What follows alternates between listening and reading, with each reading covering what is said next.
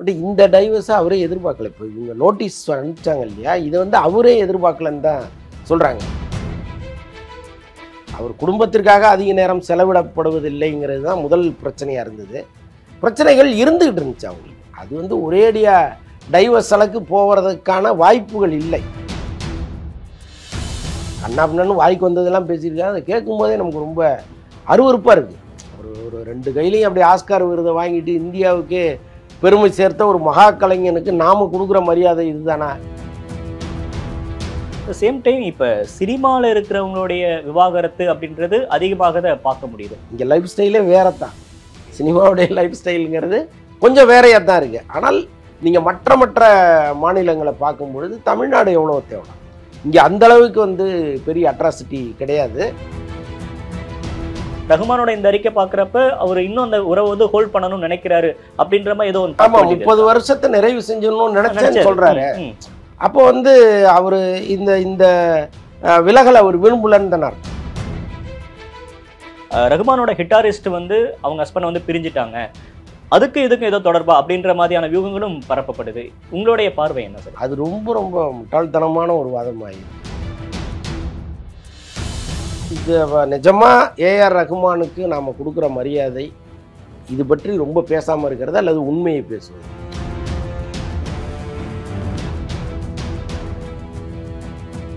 அனைவருக்கும் வணக்கம். இன்றைய சிறப்பு நேர்காணலில் நம்மோடு இணைந்திருக்கிறார் மூத்த பத்திரிகையாளர் அந்தணன் அவர்கள். சார் வணக்கம். வணக்கம். இப்போ ரீசெண்டாக எல்லாரும் பேசிகிட்டு இருக்க விஷயம் தான் ஏஆர் ரகுமான், சாய்ரா பானு அவங்களுடைய பிரிவு. எங்களுடைய பர்சனல் லைஃபுக்கு கொஞ்சம் இடம் கொடுங்க, ஊடகங்கள் நிறைய விவாதங்கள்லாம் கிளப்ப வேணாம், யூகங்களை கிளப்ப வேணாம் அப்படின்னு சொல்லியிருக்காங்க. ஸோ அதுக்கெல்லாம் உட்பட்டு மீடியாவோட அறத்துக்கு உட்பட்டே நம்ம பேசுவோம். இந்த விவகாரம் திடீர்னு வந்த ஒரு நியூஸா சார், இல்லை இது முன்னாடி ஆரம்பத்திலிருந்தே இது மாதிரி அவங்க உறவுக்குள்ள ஏதோ சிக்கல் இருக்குது அப்படின்ற மாதிரியான செய்திகள் அடிபட்டுச்சா? இல்லை, நீண்ட காலமாக அவங்களுக்குள்ள ஒரு பிரச்சனை இருக்குது. ஆக்சுவலாக என்னென்னா, அவர் குடும்பத்திற்காக அதிக நேரம் செலவிடப்படுவதில்லைங்கிறது தான் முதல் பிரச்சனையாக இருந்தது. அதற்கப்புறம் எப்போவுமே வந்து வீட்டுக்கு வர்ற புதிதாக வர்ற மருமகள் மாமியாரோடு கொஞ்சம் இணக்கமாக ஆகிறதுக்கு காலங்கள் எடுக்கும். ஸோ அங்கே ஒரு பிரச்சனை ஸ்டார்ட் ஆகும்போது அவர் என்ன ஸ்டாண்ட் எடுத்தாருங்கிறது ஒன்று இருக்குது. ஸோ அந்த மாதிரி ஒரு சின்ன பிரச்சனைகள் இருந்துகிட்டு இருந்துச்சு அவங்களுக்கு. அது வந்து ஒரேடியாக டைவர்ஸ் அளவுக்கு போகிறதுக்கான வாய்ப்புகள் இல்லை. பட் இந்த டைவர்ஸை அவரே எதிர்பார்க்கல. இப்போ இவங்க நோட்டீஸ் அனுப்பிச்சாங்க இல்லையா, இதை வந்து அவரே எதிர்பார்க்கலன்னு தான் சொல்கிறாங்க. பிரச்சனைகள் இருந்துகிட்டே இருந்துச்சு.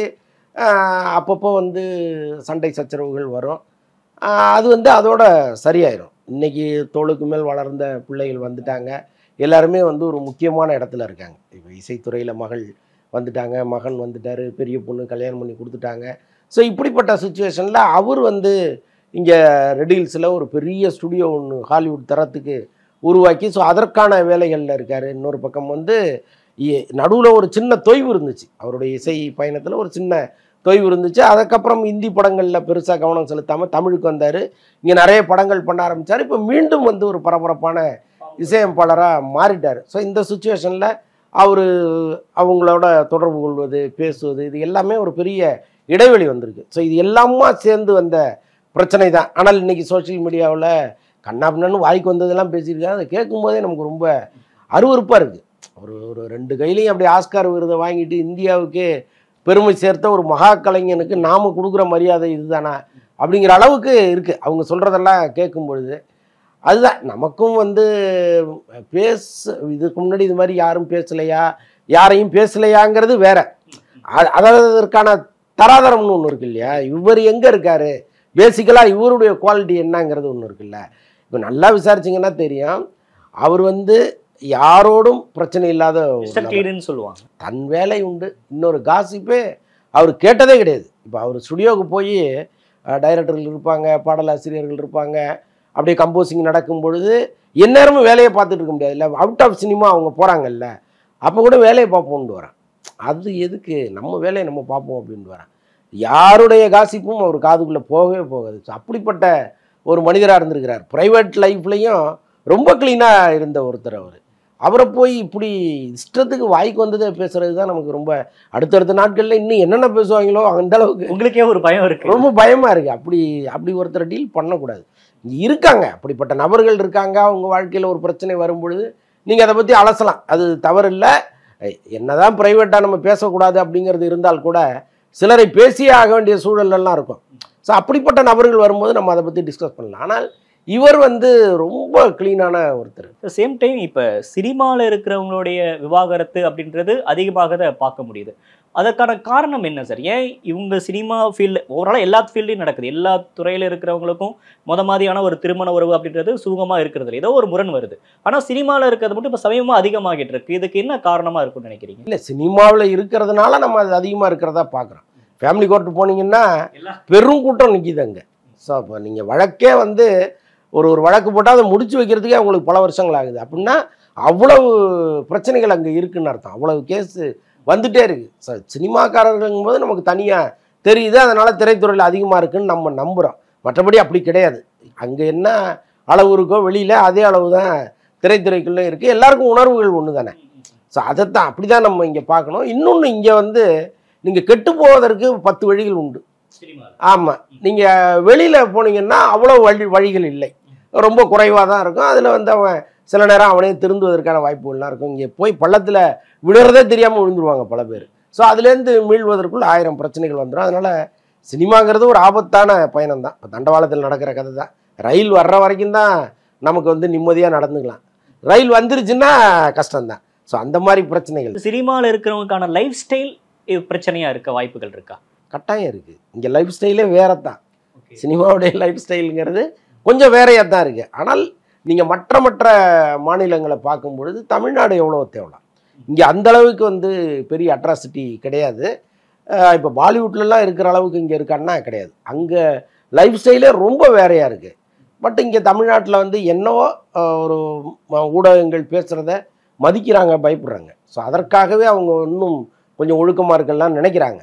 பட் இது வந்து ரொம்ப ஒரு சுதந்திரமான ஒரு ஏரியாவாக இருக்குது. இங்கே எல்லாமே வந்து கை கட்டுற தூரத்தில் இருக்குது, நீங்கள் ஈஸியாக எடுத்துக்கலாம். ஸோ இப்போ அங்கே நடக்கிற சச்சரவுகள், பிரச்சனைகள் இது எல்லாமே வெளியில் வரும்போது நம்ம அசிங்கப்படுவோம்னு தெரிஞ்சு பல பேர் அமைதியெல்லாம் இருக்காங்க.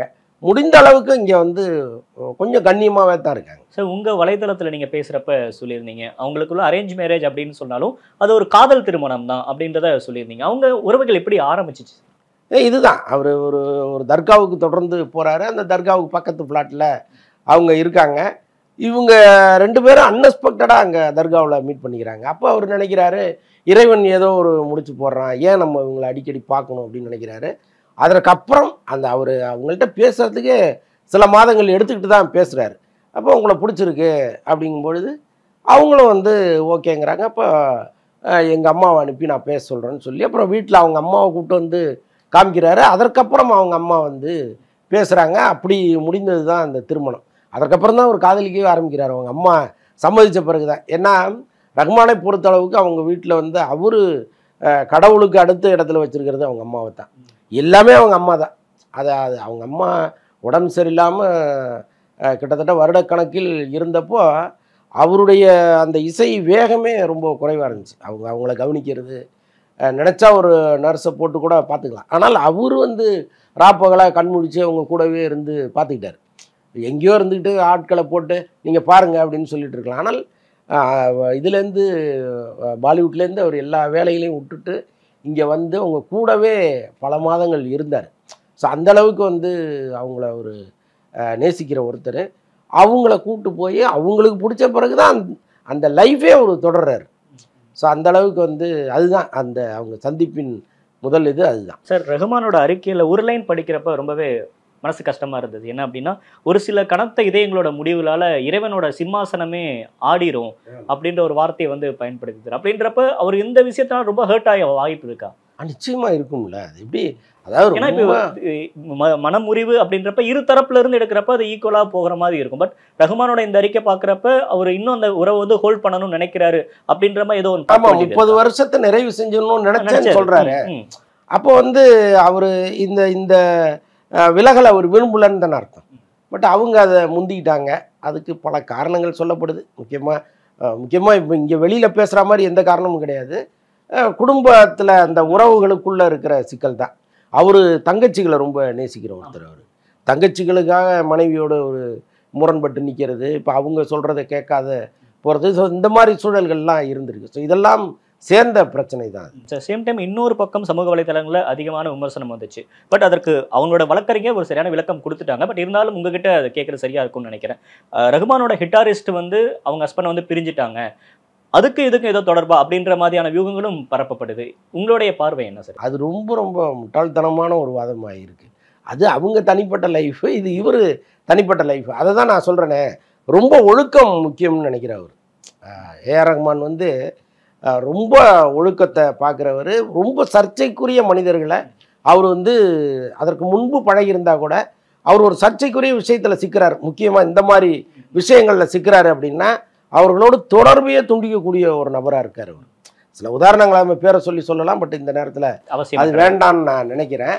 அதற்கப்புறம் அந்த தொடர்பையே அவர் துண்டிச்சிருக்கிறார். அந்த மாதிரி திரைத்துறையை சார்ந்த பல பேரை அவர் வந்து தள்ளி வச்சு. இப்போ இந்த விவகாரம் அப்புறம் பொதுவாக பார்க்குறப்ப நீங்கள் ஆரம்பத்திலேயே சொல்லியிருந்தீங்க, சினிமா செலிபிரிட்டியோட லைஃப்னா ஈஸியாக அவங்க பார்க்குறாங்க, மக்கள் வந்து அதில் கனெக்ட் ஆகுறாங்க, இதில் எமோஷ்னலாக நிறைய பேர் வந்து கருத்துக்களை பதிவிட்டுறாங்கல்ல, இதை நீங்கள் அவங்களுக்குலாம் என்ன சொல்ல விரும்புறீங்க? இது நிஜமாக ஏஆர் ரஹ்மானுக்கு நாம் கொடுக்குற மரியாதை இது பற்றி ரொம்ப பேசாமல் இருக்கிறது அல்லது உண்மையை பேசுவது, வாய்க்கு வந்ததை பேசுறதுங்கிறது வந்து ஏற்றுக்கொள்ள முடியாத ஒரு நிச்சயமாக அது ஒரு வேதனைக்குரிய விஷயந்தான்.